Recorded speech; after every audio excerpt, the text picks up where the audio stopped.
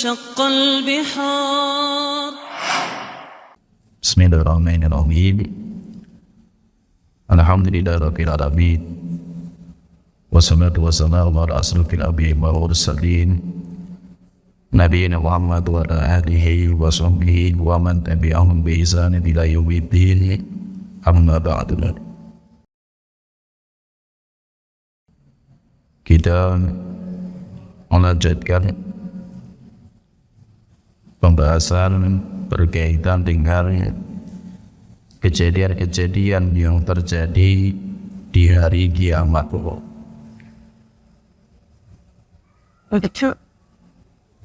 Dan telah kita sebutkan di pembahasan sebelumnya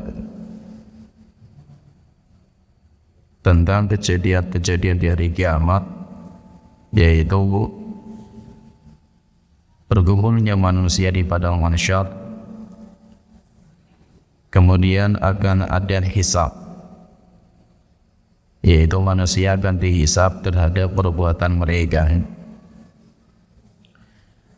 Kemudian pada pertemuan kita kali ini kita akan menyebutkan tentang timbangan amal atau yang dinamakan dengan al-mizan, timbangan amal. Allah Ta'ala berfirman di dalam surat Al-Anbiya ayat ke-47, wa nadha'ul mawazinal qista liyaumil qiyamati, kami akan meletakkan timbangan-timbangan keadilan di hari kiamat. Fala tudlamu nafsun syai'a, tidak ada jiwa yang akan dizalimi di hari itu. Wa in kana mithqala habbatin min khardalin ataina biha, jika ada seseorang berbuat amal soleh atau amal kejelekan walaupun cuma sebesar biji sawi, ataina biha, semuanya akan kami datangkan dan akan kami timbang. Wa kafa bina hasibin, dan cukup kami sebagai penghisab akan amal mereka. Dan timbangan nanti di hari kiamat, timbangan di hari kiamat itu besarnya luar biasa. Sampai Rasulullah SAW beliau bersabda di dalam hadis yang sahih dari Salman Al-Farisi radhiyallahu anhu, Rasulullah SAW beliau bersabda, yudha'ul mizan yaumal qiyamati, di hari kiamat akan diletakkan timbangan untuk menimbang amal mereka. Falau uzina fihi samawati wal ardu lawasi'at, jika seandainya langit-langit dan bumi ditimbang di atas timbangan itu, langit-langit dan bumi ditaruh di timbangan itu, niscaya langit dan bumi akan masuk ke dalamnya. Fataqulul malaikatu, dan nanti malaikat akan bertanya kepada Allah Ta'ala, ya Rabbi liman yazinu hadza, Tuhanku, siapa orang yang nanti akan engkau timbang dengan timbangan sebesar ini? Fayaqulullahu azza wa jalla, maka Allah Ta'ala berfirman, liman syi'tu min khalqi, kepada siapa saja yang aku kehendaki dari hamba-Aku. Fataqulul malaikatu, maka para malaikat mengatakan, subhanaka ma abadnaka haqqa ibadatika, maha suci engkau wahai Tuhanku, sungguh kami, yaitu para malaikat, belum bisa beribadah kepada engkau Tuhanku dengan sebenar-benar ibadah. Dan nanti timbangan di hari kiamat yang tadi kita sebutkan, timbangannya besarnya luar biasa. Timbangan di hari kiamat itu ada dua daun, ada dua mangkok atau dua daun, namanya daun timbangan, yang biasanya digunakan untuk meletakkan barang yang mau ditimbang. Kemudian juga ada lisan, timbangan. Lisan itu adalah penunjuk, jadi nanti ini akan menakar atau menunjukkan lebih berat yang mana. Sehingga timbangan itu kayak ada dua wadah. Kemudian juga ada lisan yang akan menunjukkan mana yang lebih berat antara yang kanan atau yang kiri. Dan para ulama mereka berbeda pendapat berkaitan dengan timbangan nanti di hari kiamat, jumlah timbangan itu berapa? Apakah jumlah timbangan itu cuma satu untuk menimbang semua manusia? Atau timbangan itu banyak? Setiap nabi atau setiap umat memiliki timbangan masing-masing? Atau timbangan itu berkaitan dengan amal? Sholat ada timbangan sendiri, puasa ada timbangan sendiri. Maka di dalam masalah jumlahnya timbangan, para ulama kita berbeda pendapat. Kenapa mereka berbeda pendapat? Karena kalau kita membaca ayat di dalam Al-Quran, ada ayat yang menunjukkan timbangannya itu satu, yaitu lafadznya itu satu. Ada juga ayat yang menunjukkan bahwa timbangan itu banyak. Timbangan itu banyak. Sehingga para ulama dalam menyikapi seperti ini, maka mereka berbeda pendapat. Fadhahaba ba'duhum ila anna likulli syakhsin mizanan khas. Ada ulama yang berpendapat bahwa setiap orang punya timbangan sendiri-sendiri. Saya punya timbangan sendiri untuk menimbang semua yang nanti akan ditimbang dari amal saya. Nanti orang lain punya timbangan sendiri. Jadi pendapat yang pertama. Wa dhahaba akharuna ila annal mizan wahid. Pendapat yang kedua, ulama pendapat yang kedua bahwa timbangan itu cuma satu. Timbangan itu cuma satu untuk menimbang semua yang ada. Sehingga nanti akan ada antrian. Yaitu orang itu akan ngantri. Bagaimana sistemnya? Wallahu a'lam. Ada juga yang mengatakan bahwa timbangan itu yang ditimbang adalah per amal. Jadi ada per amal, yaitu setiap amal hati ada timbangan khusus untuk menimbang amal hati. Ada amal jawareh, amal yang nampak, itu juga akan ada timbangan sendiri. Ada yang perbuatan lisan, semuanya ada timbangannya sendiri. Sehingga terjadi khilaf dalam masalah ini, khilafnya panjang. Kalau Imam Ibnu Hajar Al-Asqalani dalam kitab beliau Fathul Bari, kalau beliau merojehkan pendapat kalau timbangan itu cuma satu. Beliau lebih menguatkan pendapat yang mengatakan timbangan itu satu.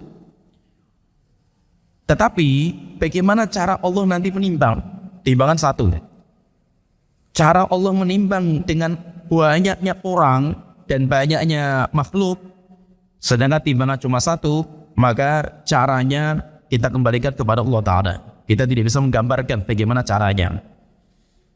Sehingga beliau mengatakan wala yashkuru bikathrati man yuzanu amaluhu. Jangan kita itu merasa enggak mungkin atau merasa aneh.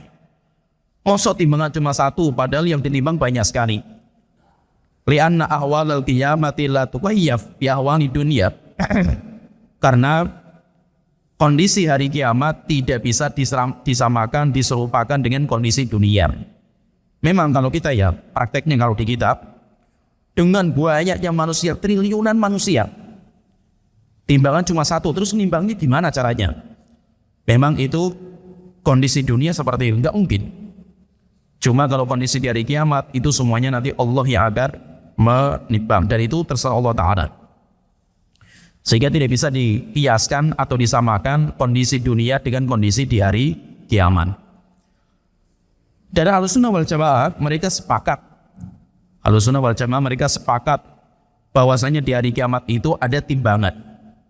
Sehingga kita pahami di sini ada perkara yang disepakati oleh ulama Ahlussunnah wal Jamaah, yaitu tentang masalah timbangan. Ahlussunnah menetapkan di hari kiamat itu akan ada timbangan. Sebenarnya kata Imam Ishaq Az-Zajjad beliau mengatakan ajma'a ahlus sunnati 'alal imani bil mizan. Ahlussunnah wal Jamaah mereka sepakat, tidak ada khilaf di antara mereka bahwa di hari kiamat itu akan ada timbangan. Akan ada timbangan di hari kiamat. Cuma ada beberapa perbedaan mereka, yaitu berkaitan dengan timbangan itu jumlahnya satu atau dua. Sehingga fahami di sini ya, fahami ada perkara yang disepakati oleh ulama Ahlussunnah, yaitu tentang timbangan. Siapa yang mengatakan hari kiamat tidak ada timbangan? Seperti pendapatnya orang-orang Mu'tazilah. Yang mana orang Mu'tazilah mengingkari hari kiamat nggak ada namanya timbangan. Kenapa? Karena amal itu nggak bisa ditimbang. Iya memang kalau kita manusia nggak bisa nimbang amal. Tetapi kalau Allah mudah. Maka siapa yang mengatakan timbangan amal di hari kiamat tidak ada, maka dia termasuk ahlul bidah. Kenapa? Karena dia menyelisihi perkara yang disepakati oleh ulama-ulama ahlu sunnah wal jamaah dan tidak ada khilaf di antara mereka. Cuma turunan dari masalah itu dinamakan dengan masail khilafiyah. Masalah khilafiyah di antara para ulama karena dalilnya itu tidak pasti. Contohnya tadi kita sebutkan berapa jumlah timbangan.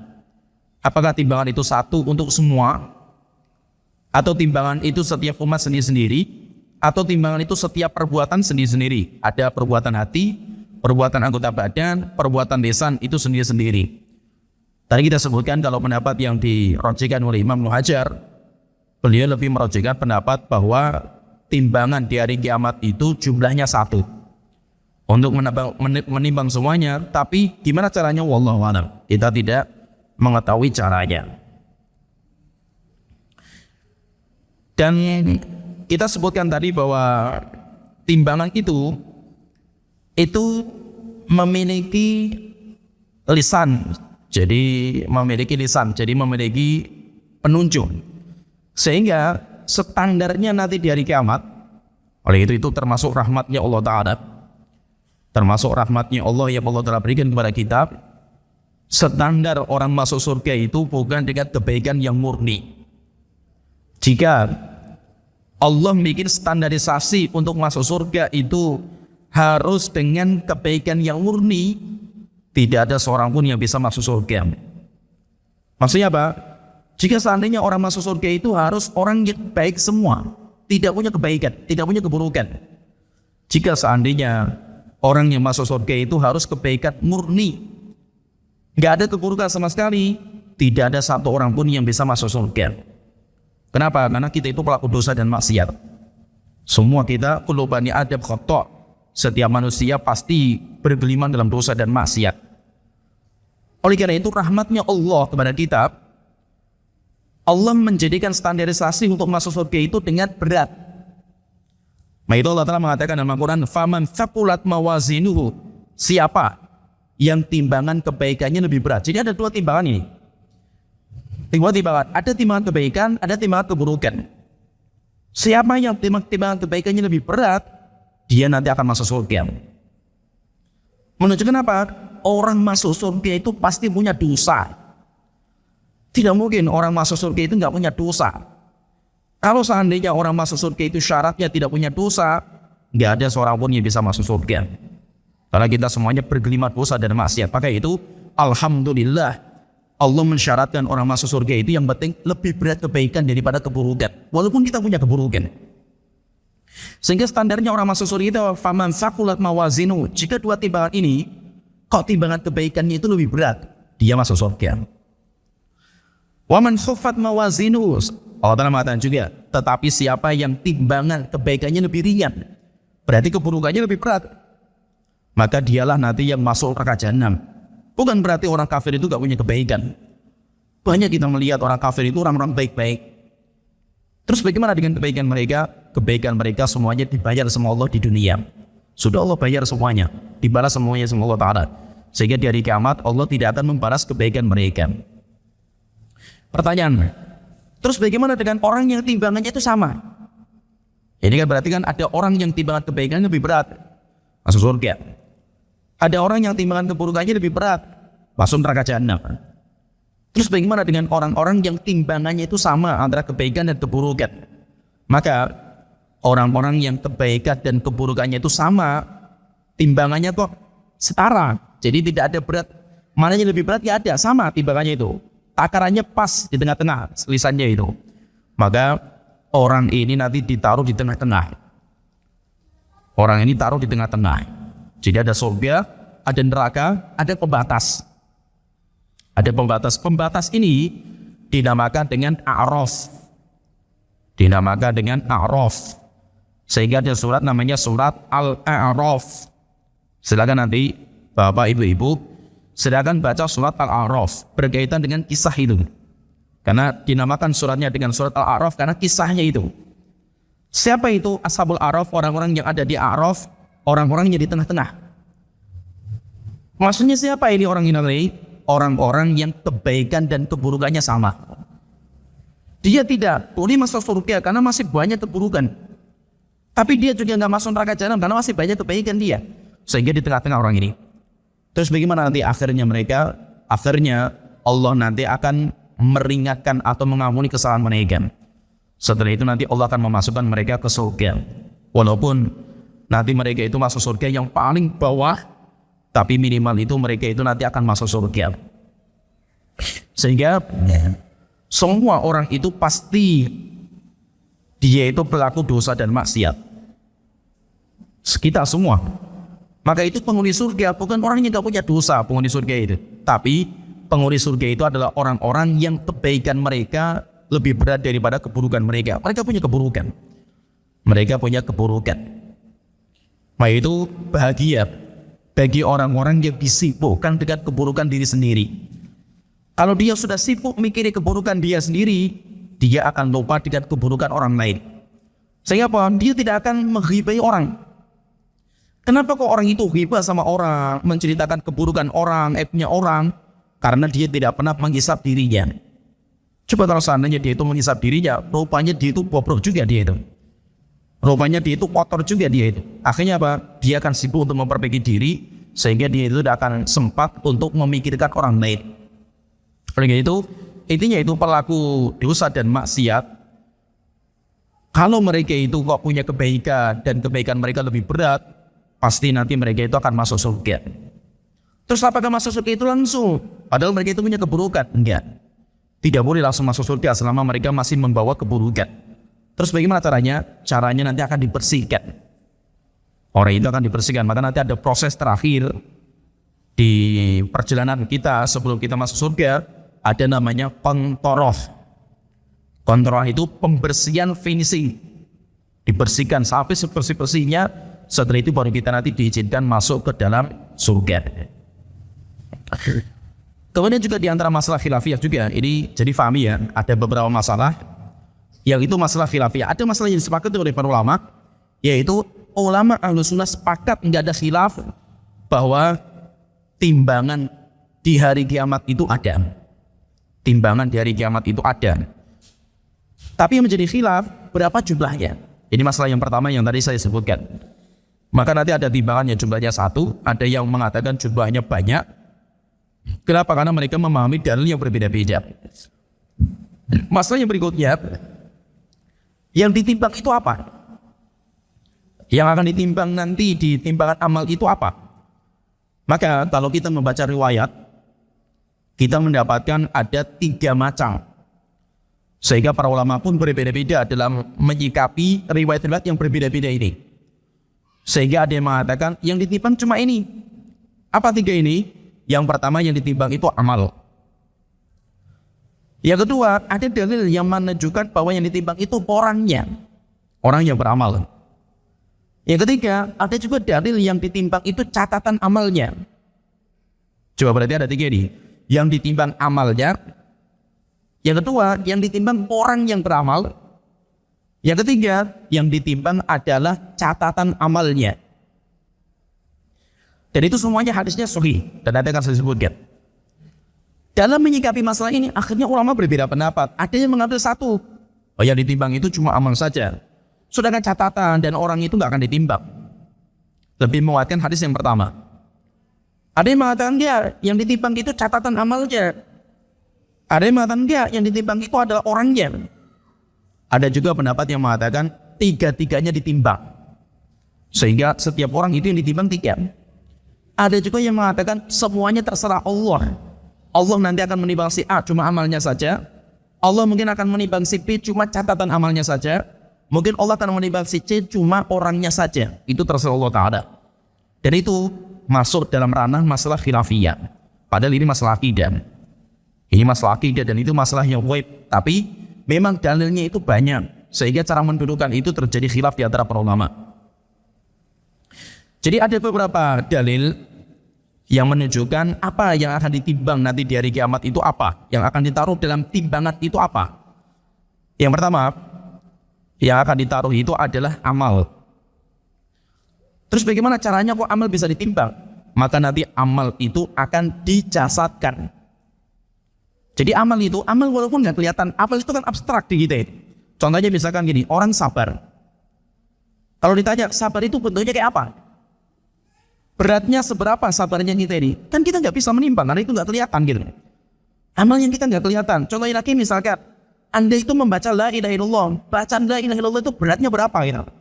Ya kita nggak tahu beratnya kan gitu. Anda baca Al-Quran itu bentuknya kayak apa gitu. Bacaan Al-Quran bisa didengar, tapi kalau dibentukkan nggak ada bentuknya kan itu. Maka di hari kiamat, semua amal itu bisa dizatkan, bisa dibentukkan, dan nanti akan bisa ditimbang. Seperti Rasulullah menyebutkan, bacaan surat Al-Baqarah akan menjadi seorang pemuda. Akan menjadi seorang pemuda yang nanti akan ditimbang amal. Berarti kan ada wujudnya, diwujudkan. Sehingga itu terserah Allah Ta'ala. Allah punya kemampuan untuk seperti itu, dan itu hanya Allah Ta'ala. Di dalam sebuah hadis yang sahih dikeluarkan Imam Bukhari, Rasulullah SAW beliau bersabda, kalimatani habibatani ilar rahman, dua kalimat yang sangat dicintai oleh Allah, khafifatani ala lisan, ringan diucapkan oleh lisan kita, thaqilatani fil mizan, tapi berat sekali nanti ketika ditimbang di amalan. Subhanallah wa bihamdihi, subhanallahil azim. Dua kalimat, subhanallah wa bihamdihi. Pertama, subhanallahil azim. Hadis ini menunjukkan apa? Ucapan itu akan ditaruh di timbangan. Ucapan itu akan ditaruh di timbang. Tapi beratnya berapa? Ya nanti Allah yang akan mengetahui beratnya. Yaitu nanti Allah akan menakar. Allah akan membedakan bacaan Quran kita. Bacaan zikir tadi, subhanallah tadi. Dalam hadis yang lain Rasulullah bersabda, hadis ini sahih juga,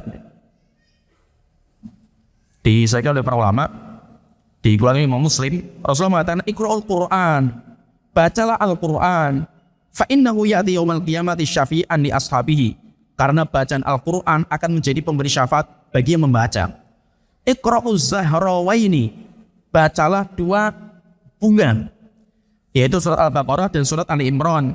Fa innahuma ta'tiyani yaumal qiyamati ka'annahuma ghumamatani, karena surat Al-Baqarah dan Ali Imran nanti di hari kiamat datang seperti awan atau datang seperti rombongan burung yang ada di atas kepala orang yang membaca, dan akan membina dan nanti akan ditimbang. Dalam hadis yang lain juga Rasulullah mengatakan, ma yudha'u fil mizan yaumal qiyamati asqal min husnil khuluq. Tidak ada amalan yang paling berat ketika ditaruh di timbangan amal kecuali akhlak yang mulia. Akhlak itu akan ditimbang. Bentuknya kayak apa? Tidak ada bentuknya. Kalau sekarang kan tidak ada bentuknya, tapi nanti di hari kiamat akan dibendakan. Jadi amal-amal yang kita kerjakan, baik itu amalan hati atau amalan lisan atau amalan anggota badan, itu semuanya nanti akan ditimbang, dibentukkan. Setelah itu ditaruh di timbangan. Ini yang pertama. Jadi yang pertama yang ditimbang itu adalah amal. Amalan hati, amal lisan, atau amal anggota badan. Yang kedua, kita juga mendapatkan dalil bahwa orang yang beramal juga ditimbang. Orang yang beramal. Sebagaimana Rasulullah SAW beliau mengatakan di dalam hadis sahih dikeluarkan oleh Bukhari, innahu la ya'ti rajulul azimus saminu yaumal qiyamah. Nanti akan didatangkan orang yang gemuk, orang yang besar sekali di hari kiamat. La yazinu wa innallahi janaha ba'udah. Jadi ada orang gemuk nanti, gemuknya luar biasa sampai dinamakan dengan samin. Samin itu sudah berlebihan, berat badannya itu berlebihan, itu namanya samin. Ditaruh dalam satu timbangan, daun timbangan. Rupanya ketika ditimbang, berat dia tidak melebihi satu sayap seekor nyamuk. Rupanya ketika sayap seekor nyamuk ditaruh di timbangan yang lain, satu sayap itu lebih berat daripada orang itu, walaupun itu gemuk sekali. Menunjukkan apa? Berarti orangnya ditimbang. Orangnya ditimbang. Demikian juga dalam hadis yang lain, Abdullah bin Mas'ud radhiyallahu anhu, beliau itu orang yang betisnya itu pendek. Jadi kalau jalan itu kayak lucu. Abdullah bin Mas'ud itu. Pernah suatu ketika Abdullah bin Mas'ud itu ketika berjalan, para sahabat itu tertawa-tawa melihat jalannya Abdullah bin Mas'ud. Maka Rasulullah ketika melihat para sahabat tertawa, Rasulullah bertanya, "Bima tadhakun?" Apa yang kalian tertawakan wahai para sahabat? Maka mereka katakan, "Ya Rasulullah, ya Nabi Allah, min riqqati saqihi."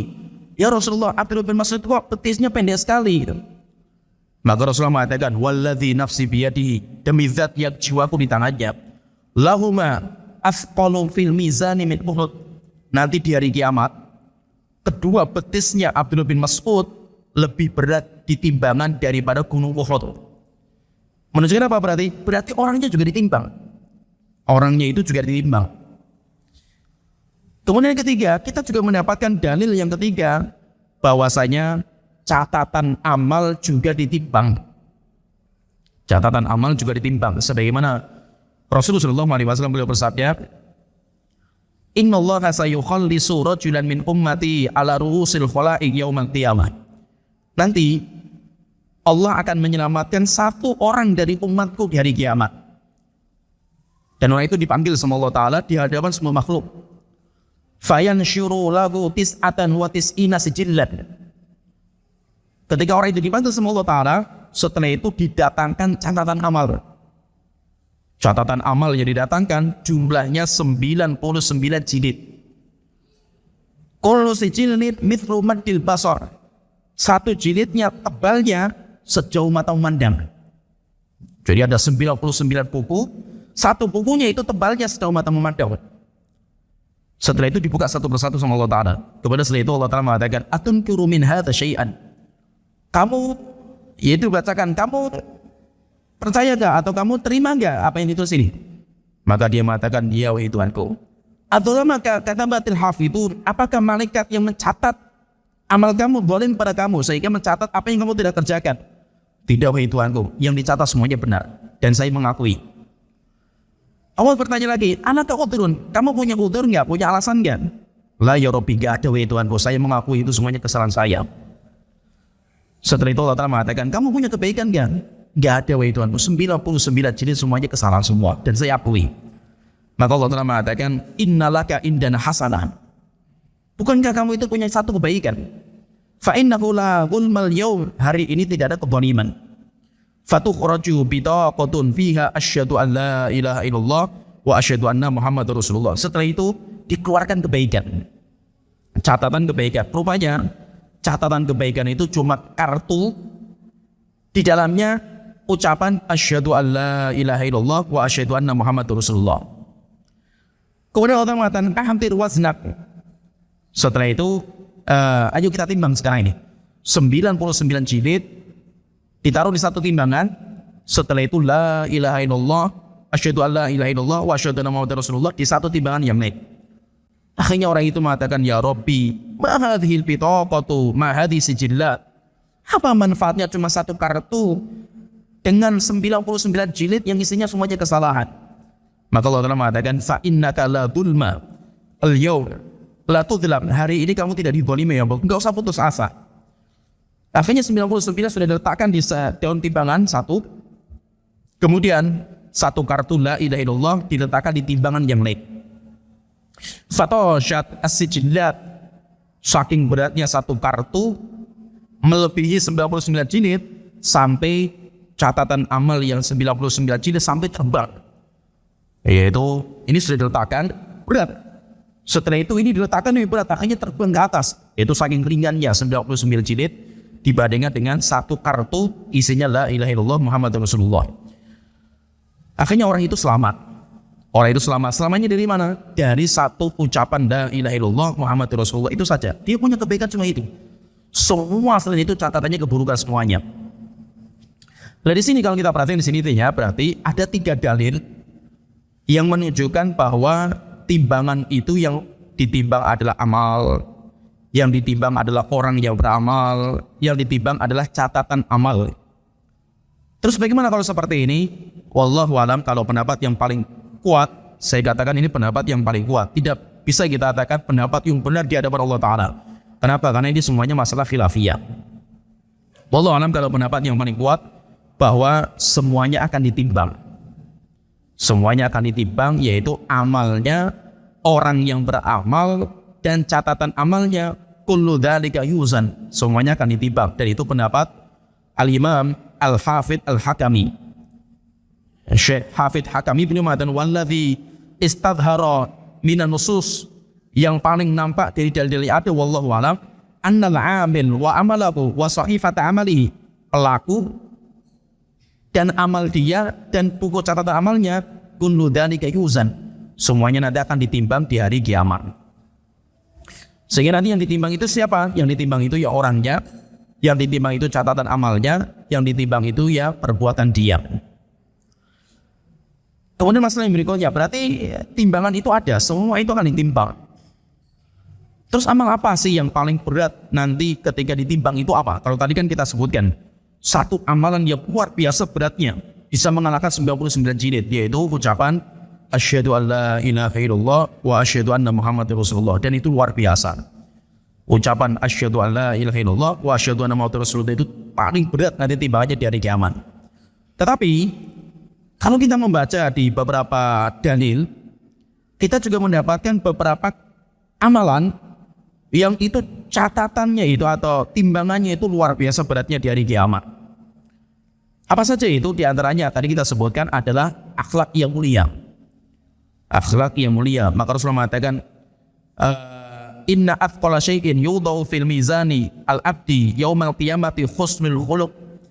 Sesungguhnya perkara yang paling berat ketika ditaruh di dalam timbangan amal di hari kiamat itu adalah akhlak yang mulia. Wa innallaha yubghidul fahishal badhi, dan Allah sangat membenci orang yang kotor lisannya dan perbuatannya. Yaitu orang mukmin itu dia harus menjaga akhlak, karena akhlak itu berat sekali. Tadi juga kita sebutkan bahwa di antara amal yang berat sekali timbangannya itu adalah ucapan subhanallah wa bihamdihi subhanallahil azim. Itu berat sekali. Di antara juga yang paling berat juga timbangannya itu adalah bersuci dengan cara yang benar. Kemudian setelah itu membaca alhamdulillah atau membaca subhanallah walhamdulillah. Ucapan subhanallah walhamdulillah itu berat sekali timbangannya. Sebagaimana Rasul bersabda, at-tuhuru syatrul iman, kebersihan merupakan setengah dari keimanan. Walhamdulillah tamla'ul mizan, ucapan alhamdulillah memulih timbangan, sehingga timbangan itu penuh dengan satu ucapan, yaitu ucapan alhamdulillah. Wa subhanallahi walhamdulillahi tamla'ani au tamla'u ma bainas sama'i wal ardi. Ucapan subhanallah walhamdulillah itu nanti besarnya itu akan memenuhi antara langit-langit dan bumi. Jadi langit dan bumi sebesar itu semuanya nanti sama dengan beratnya ucapan subhanallah walhamdulillah. Demikian juga termasuk yang besar juga, amal yang besar timbangannya itu orang yang mewakafkan sesuatu di jalan Allah Ta'ala. Contohnya dia mewakafkan kuda untuk berperang atau mewakafkan apa saja. Seperti orang mewakafkan kuda. Kalau kita sekarang nggak pakai kuda, pakai motor atau mobil diwakafkan di jalan Allah Ta'ala. Rasulullah mengatakan man ihtabasa farasan fi sabilillah. Siapa yang dia menahan atau mewakafkan kuda di jalan Allah Ta'ala, imanan billah, karena dia beriman kepada Allah Ta'ala, wa tasdiqan biwa'dihi, dan dia itu mempercayai janji Allah Ta'ala, kana shibahu wariyuhu wa rawthuhu wa mauluhu hasanatun fi mizanihi yaumal qiyamah. Maka makanan kuda, kencingnya kuda, kotoran kuda, itu semuanya akan menjadi pemberat timbangan amal nanti di hari kiamat. Intinya di sini, intinya sudah jamaah yang dirahmati Allah Ta'ala, semua akan ditimbang. Semuanya akan ditimbang. Ada yang ditimbang adalah amal, yang ditimbang adalah orang yang berbuat, dan yang ditimbang adalah catatan amal. Dan berkaitan dengan catatan amal, sedikit kita bahas sedikit masalah catatan amal. Catatan amal itu detail sekali. Allah menyertakan untuk diri kita setiap manusia dua malaikat yang tugasnya mencatat. Dua malaikat yang tugasnya mencatat. Sering namanya atau dinamakan dua malaikat itu dengan malaikat Raqib yang kanan, kemudian Atid yang kiri. Padahal penamaan malaikat dengan Raqib dan Atid ini tidak benar, tidak tepat. Kenapa? Karena Raqib dan Atid ini bukan nama. Raqib dan Atid itu adalah sifat dari dua malaikat. Dua malaikat yang di kanan dan di kiri itu sifatnya apa? Sifatnya mereka itu Raqib dan Atid. Jadi Raqib dan Atid itu sifatnya malaikat. Raqib itu apa? Yarqubu, raqiba yarqubu, mengawasi. Kemudian Atid itu yang hadir, duduk di situ, duduk dan hadir. Maka itu Allah Ta'ala mengatakan dalam Al-Quran, idh yatalaqqal mutalaqiyani anil yamini wa anil shimali qa'id. Ingat, ketika ada dua malaikat duduk di kanan dan duduk di kiri, ma yalfitu min qaulin illa ladaihi raqibun atid, tidak ada sebuah ucapan yang keluar kecuali raqibun atidun. Raqib, malaikat mengawasi terus, atid, dan malaikat terus terjaga, terus hadir. Dan malaikat ini, malaikat namanya itu namanya apa sih? Namanya nggak dikenal. Dulu pernah kita bahas ketika kita membahas malaikat. Malaikat itu mayoritas Allah tidak menyebutkan nama. Tapi mayoritas malaikat itu disebutkan tugas, jabatan. Yang nama itu sedikit, yang namanya itu Munkar Nakir, itu namanya nama. Itu namanya nama. Demikian juga nanti malaikat Malik, itu nama. Harut dan Marut, itu nama. Tapi selain itu hampir semuanya itu gelar. Malakul Maut, malaikat maut itu kan gelar, bukan nama, tugas. Ya. Kemudian ada malaikat Malakul Jibal, malaikat gunung, itu kan tugas. Ya. Tapi kalau nama Jibril, Mikail, Israfil itu nama. Jadi ada beberapa nama malaikat yang namanya itu ada. Tapi kebanyakan malaikat itu namanya nggak ada. Cuma yang ada itu gelar. Sehingga dikenal dengan namanya gelar itu. Maka dengan nama malaikat kan itu apa? Yang datang riwayatnya itu namanya Katibul Hasanat. Yang kanan itu dinamakan dengan nama Katibul Hasanat. Itu bukan nama tapi tugas. Malaikat itu tugasnya Katibul Hasanat, pencatat kebaikan. Malaikat pencatat kebaikan itu yang kanan. Kemudian malaikat yang di kiri menulis semua yang tidak didaftar oleh malaikat yang kanan. Jadi apa kita berbicara atau kita berbuat, kok malaikat kanan tidak mau mencatat, tidak sudi mencatat kalimat itu. Bahkan nanti malaikat kiri yang mencatat. Nah, malaikat ini tugasnya hanya mencatat. Nggak ada urusan dengan orang mau berbuat dosa, ya silahkan. Orang mau beribadah, ya silahkan, terserah. Tugasnya mereka hanya mengawasi. Setiap yang keluar, catat. Setiap yang keluar, catat. Itu dua, jumlahnya dua. Kemudian nanti Allah juga menyatakan dalam diri kita, setiap kita itu ada malaikat yang tugasnya menjaga jasad. Nah, malaikat ini namanya dinamakan dengan hafadhah. Hafadhah itu juga bukan nama, tapi itu gelar atau kerjaan, tugas. Apa itu? Malaikat yang ditugaskan untuk menjaga jasad. Kerjanya mereka shift-shiftan, ada shift malam, tugasnya menjaga jasad kita, dan ada shift siang. Kapan mereka bergantian? Bergantiannya di waktu antara sholat subuh dan asar. Kita sholat subuh, malaikat yang kerja di malam hari menjaga jasad kita naik ke atas langit. Malaikat yang menjaga kita di waktu siang turun. Terus mengawasi kita ini sampai waktu asar. Kita sholat asar, malaikat yang bertugas siang naik ke atas langit, malaikat yang bertugas malam turun. Sehingga kenapa kalau sholat subuh dan asar itu sholat terbaik? Karena kata Rasulullah mengatakan, innahuma masyhudatan, dua sholat itu langsung disaksikan oleh Allah Ta'ala. Maksud disaksikan itu apa? Langsung disampaikan kepada Allah Ta'ala. Allah bertanya sama malaikat yang kerja di malam hari, yang menjaga jasad di malam hari, bagaimana kamu dapatkan hambaku? Maka malaikat mengatakan, ya Tuhanku, saya datang di waktu hambamu sedang sholat, dan saya tinggalkan dia ketika hambamu sedang sholat, yaitu sholat subuh dan asar. Nah, jadi seperti itu. Jadi itu malaikat namanya hafadhah, penjaga. Tugasnya apa? Tugasnya menjaga dan mengawal takdir Allah Ta'ala. Misalkan dia punya catatan takdir. Orang ini takdirnya matinya kecelakaan. Ketika naik bis, misalkan dia nyopir atau naik mobil, tidur dia ngantuk. Takdirnya kecelakaan, akhirnya dibiarkan sama malaikat. Terjadi tabrakan, mati orang ini. Jika takdirnya orang itu matinya nggak kecelakaan, ketika dia nyopir, dia ketiduran, sebelum tabrakan dibangunkan sama malaikat. Ayat ini membangunkan. Dan itu terasa, kita itu terasa itu.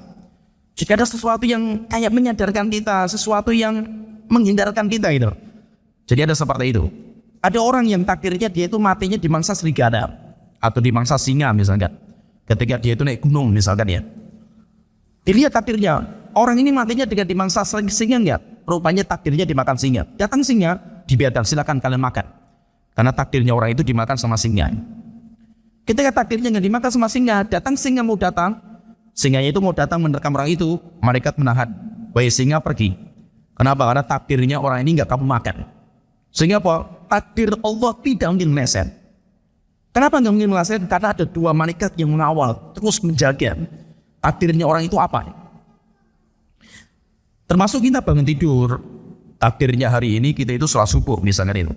Subhanallah, qadarullah ya, padahal kita itu capek, lelah, letih, tidurnya sudah terlalu malam. Subhanallah ya, azan subuh itu kayak ada yang membangunkan itu. Pas terjaga gitu, Masya Allah itu. Itu berarti apa? Kita takdirnya itu sholat subuh. Tapi kalau takdirnya kita itu hari ini kita nggak sholat subuh karena kecapean, lelahan, sampai walaupun azan coreng masjidnya itu di rumah dia, ya dia nggak bangun. Dia tidak bangun. Kenapa? Karena memang takdirnya dia nggak bangun waktu subuh gitu. Dan itu namanya apa? Itu namanya takdir. Jadi ada dua yang menyertai kita, malaikat, dinamakan dengan malaikat hafadhah. Tugasnya apa? Tugasnya mengawal diri kita sesuai dengan takdir Allah Ta'ala. Nanti ada dua lagi, Allah menyertakan untuk diri kita dua yang tugasnya memberikan motivasi. Itu yang dinamakan dengan qarin. Qarin pun juga bukan nama, tapi qarin itu yang menyertai namanya itu. Qarin itu adalah yang menyertai. Dan itu ada dua. Yang memotivasi kebaikan itu namanya malaikat.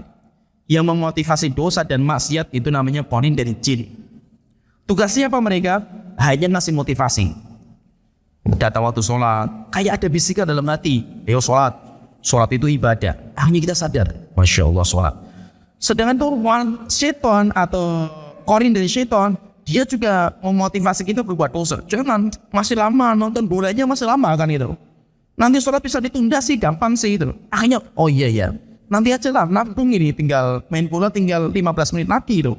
Saya sholat nanti nggak finish, nanti nggak selesai sampai Piala Dunia nanti saya nggak melihat kan itu. Nanggung ini gitu. Akhirnya apa? Dia nanti akan memilih lebih condong kepada bisikan malaikat atau lebih condong kepada bisikan syaitan. Itu nanti ada seperti ini.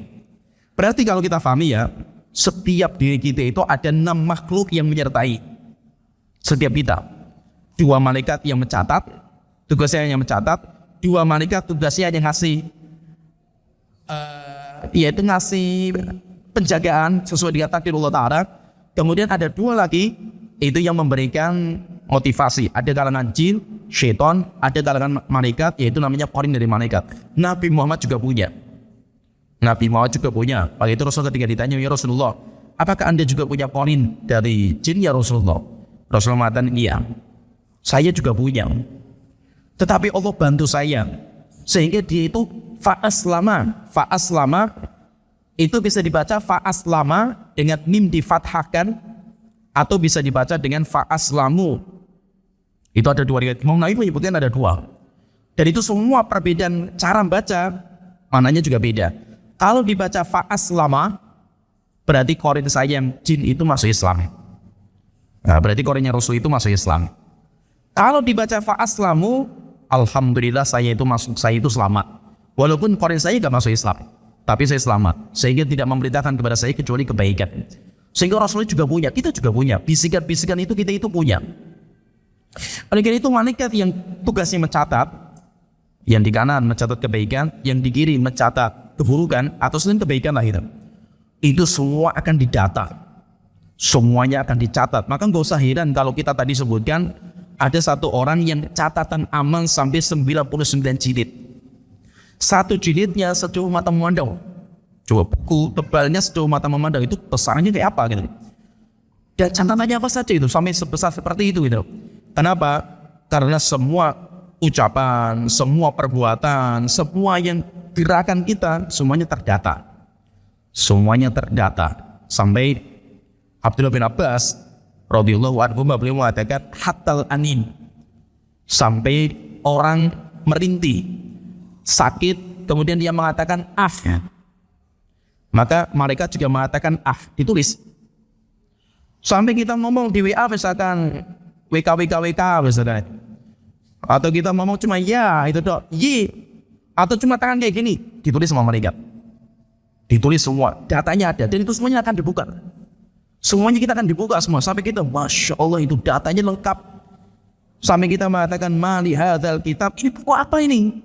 La yughadiru shaghiratan wala kabiratan illa ahsaha, tidak meninggalkan amal yang besar dan yang kecil, kecuali semuanya terdata. Nah jadi, gak main-main itu, catatan amal di hari kiamat, gak main-main begitu. Pilihannya cuma dua. Pilihannya cuma dua. Kita ngomong yang baik, akan dicatat semuanya di kanan, atau kita diam. Karena dia lebih selamat. Sehingga dalam ucapan itu gak ada pilihan yang ketiga. Kenapa? Karena malaikat jumlahnya tidak tiga. Malaikat cuma dua. Yang mencatat kebaikan, yang mencatat selain kebaikan. Berarti, kalau kita ngobrol, kamu sudah makan belum? Sudah, tadi makan sate saya ini. Ah, catat itu. Kalau kan itu gak dosa itu. Atau gak dosa, dicatat. Terus siapa malaikat yang akan mencatat? Malaikat yang mencatat adalah malaikat yang kiri. Sehingga dimasukkan dalam daftar keburukan. Kenapa masuk dalam daftar keburukan? Karena dia termasuk orang yang merugi di hari kiamat. Ya sampai sini pembahasan kita. Nanti insya Allah kita lanjutkan lagi di pertemuan berikutnya. Kita masih membahas tentang amal-amal atau kejadian-kejadian di hari kiamat. Masih banyak, nanti kita sebutkan satu persatu. Sampai di sini pembahasan kita. Ini maaf, ini sampai kajiannya sampai sholat isya. Ya, hari ini kita mulai sampai sholat isya sampai pertemuan berikutnya, karena ada perubahan jadwal, sehingga setelah ini kita pergi ke Tunis untuk isi kajian juga di sana. Ya, sampai di sini wa akhiru da'wana alhamdulillahirabbil alamin. Subhanakallahumma wa bihamdika anta astaghfiruka wa atubu ilaik. Wassallallahu alaihi Muhammad wa ala alihi wa sahbihi ajma'in. Assalamualaikum warahmatullahi wabarakatuh.